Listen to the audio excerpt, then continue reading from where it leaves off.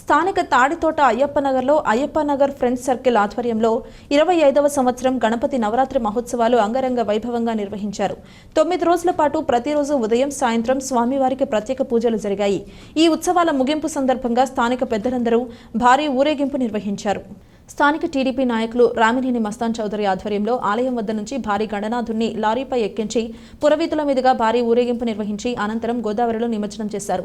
ఉత్సవాలు 25వ సంవత్సరానికి చేరుకోవడంతో స్థానిక మహిళలు, యువకులు పెద్ద ఎత్తున ఉత్సాహంగా డీజే పాటలకు డాన్సులు చేస్తూ సంబరంగా ఊరేగింపులో పాల్గొన్నారు. ఈ ఉత్సవాల నిర్వహణకు సహకరించిన వారికి మస్తాన్ చౌదరి కృతజ్ఞతలు తెలిపారు. భారీ ఎత్తున భక్తులకు ప్రసాద వితరణ చేశారు.